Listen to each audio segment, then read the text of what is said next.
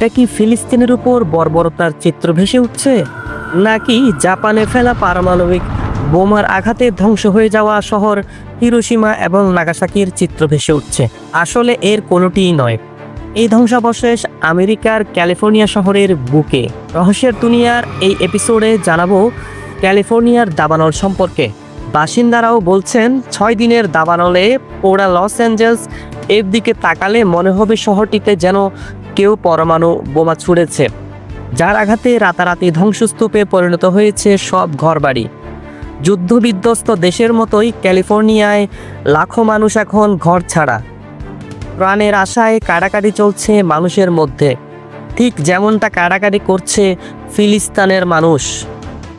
বলা হয় বিশ্বের শীর্ষ সামরিক শক্তির দেশ যুক্তরাষ্ট্রের সাথে কেউই যুদ্ধে কখনো জয় পাবে না।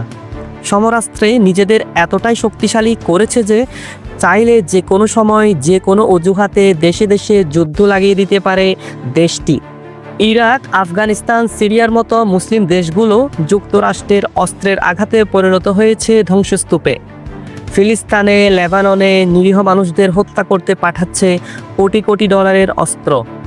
যুক্তরাষ্ট্রের এইসব অস্ত্রের কারণে এসব দেশের লাখো কোটি মানুষ শরণার্থী শিবিরগুলোতে মানবেতর জীবন কাটাচ্ছে। সহিংসতা সংঘাতে ছুটে বেড়ান তারা।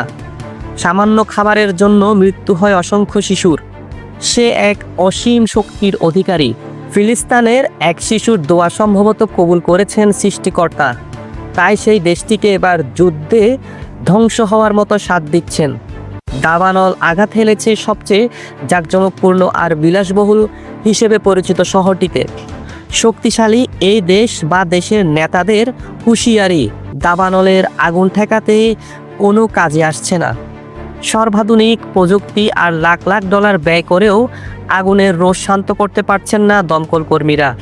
যেই না দাবানল কিছুটা নিয়ন্ত্রণ করে বিশ্রাম নেই, তখনই শান্তা নামের অগ্নিঝড়ে ধাউ ধাউ করে জ্বলতে শুরু করে আগুনের লেলিহান শিখা।